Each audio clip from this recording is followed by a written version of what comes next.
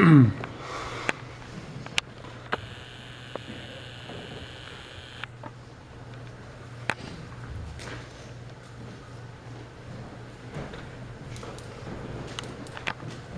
morning, everybody. My name is George Armstrong, and I am, or was, Ben's friend. And thank you to the Herb family for allowing me to speak on Ben's behalf today. I want to thank everybody for coming here today to take time from your work and your busy schedules to honor Ben. Ben would be very proud and would be very delighted to see how many people came out today, especially his fellow brothers in the Rolling Thunder chapter. Ben was a great person, a devoted husband and father, and an American patriot. I am standing up here today because I was Ben's friend. He was my friend also. I'm kind of an independent person, and I don't think I ever had any best friends. I never needed anyone to lend me a hand. But I think Ben might have had the same opinions as me, and the fact that we would confide in each other and share our thoughts and concerns would make me think that we were best friends. When you grow older, you can appreciate experience and maturity, and it's easy to get along with someone who thinks like you do. I can think of no other man that I was this close to or that I loved. So yes, I guess we were best friends. And yes, men can love men. It's a love of admiration and respect. The love of comradeship that only men can know. I know that whatever Ben needed or asked me to do, I would have gladly done it for him. When you're standing by the side of your friend, ready to defend him and his opinions, or willing to agree to disagree, or go out of your way to help your friend, no matter how important it is that what you are wrapped up in or doing, then I guess he's your best friend. If you're in a bar and you're in a brawl because someone is beating up on your friend, and you dive into their rescue, then I guess he's your best friend. Of course, even though we would often stop and have a couple beers together, we never got into any bar fights. But hey, you never know. When I spoke to Ben a couple of weeks ago before his surgery, he told me what he wanted me to do, the things that he wanted me to take care of, and I told him not to worry, that those things will be done. I will do whatever that is needed to be done for Ben's family, for his wife and his daughters, with no personal concern or interest to myself whatsoever.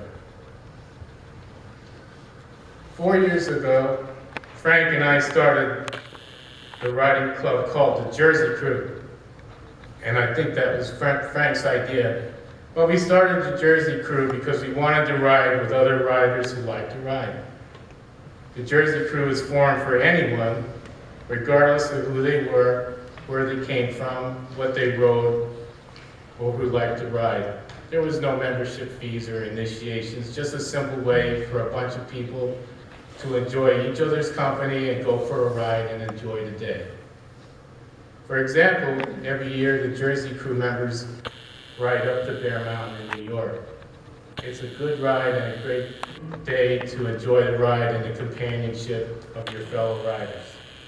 Today, I think the Jersey Crew has around 30 members, but 4 years ago, we only had maybe 5 or 6, a handful of members. And one day, Frank says, we have a guy named Ben who's going to check us out and ride with us. So I think, Ben, huh? For some reason, my silly idea of a Ben is this big, burly, mountain man kind of guy with a beard and likes to play with bears. Must be that TV show I was watching when I was a kid.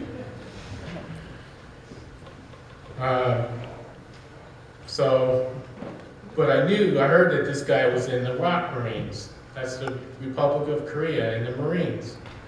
What kind of guy was that, I wondered. So Ben comes around, and of course he's a Korean. How stupid could I be? But I was curious about this guy. Who is he and where did he come from? Those questions would be answered in time. I quickly realized that this guy Ben was very smart, and he's a very friendly guy too. And it looked like he liked to ride very much, and his motorcycle was outfitted just the way he wanted it, so I knew that he knew what he was doing. He wasn't a newbie. Needless to say, we accepted Ben right away. He was also a veteran, and he was our brother veteran. It was as simple as that. But Ben wasn't hasty about joining, he had to think about it. I knew that Ben was no pushover, but our honesty and the basic intentions of the Jersey crew would speak for themselves. So after a week or so, Ben accepted and became a member of the Jersey crew. Then a long while later, Frank mentioned to us this organization called Rolling Thunder. None of us had heard of Rolling Thunder before or knew anything about it. He told us what it was about, how they support the mission to locate POWs, MIAs, and our veterans in need. And of course we were interested since we were veterans ourselves. We went to a meeting to see what it was about. We were very enthusiastic about it and decided to join right away. Of course, Ben, as usual, had to give it some consideration because that's a sign of a very intelligent person. They gotta really analyze it from all the different angles and then make a decision, and that's what Ben did. After the long waiting period, 3 months for our boot patch and then another 12 months for our Eagle and Rocker, we all received our Eagles and Rockers at the same time, but Ben got his a month later. Ben has always been a loyal and faithful member of our Rolling Thunder chapter, and when he attended events, he did his part. Even when he was not feeling well, if he was not able to work or ride his motorcycle, he showed up if he was able. I want to talk to you about what Ben has done during his life, or what I learned about Ben during the time that I knew him. And I did not know him very long, but I learned that Ben was very educated and an accomplished individual. Of course, Ben was in the Rock Marines, and he was very proud of that. And he was in the musical band, but he was in the infantry also. I'm not sure how this happened, but he told me that he had been separated from his platoon in combat. He told me he was scared to death that he would be captured or be shot and killed by the enemy. Somehow he found his way back. He also talked about how he shot many enemy soldiers. He was very proud of his military service, both as a Rock Marine and a staff sergeant in the U.S. Army. Ben was a very educated man. He was a musician and received a master's degree in orchestral music. How about that? How many people do you know that have a degree like that? He played the French horn.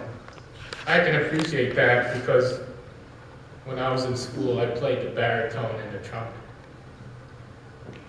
It takes a lot of practice and dedication to good, and of course I was never as good as Ben.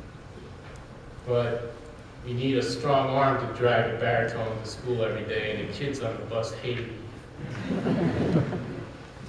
Ben was also an engineer and designed many of the fire alarm systems that Elizabeth spoke about, and the strobe lights that you see throughout the buildings.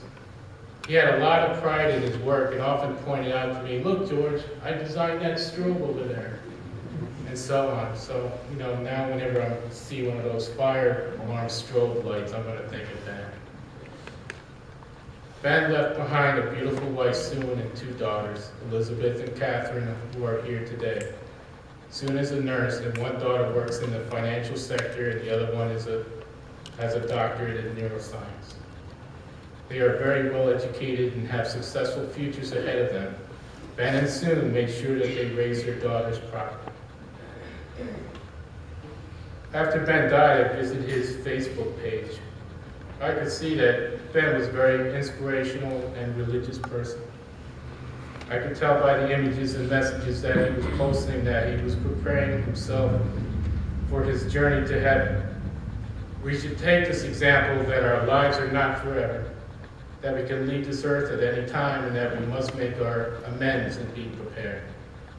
You may never know when your number comes up.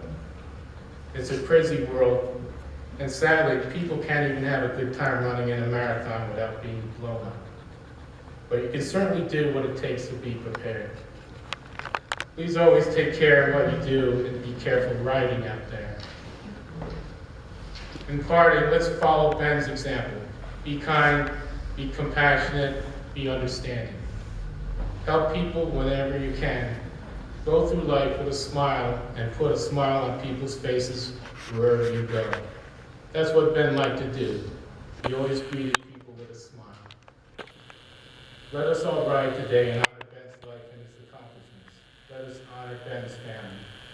Ride with honor with Ben in your hearts and remember Ben in your journeys or wherever life takes you.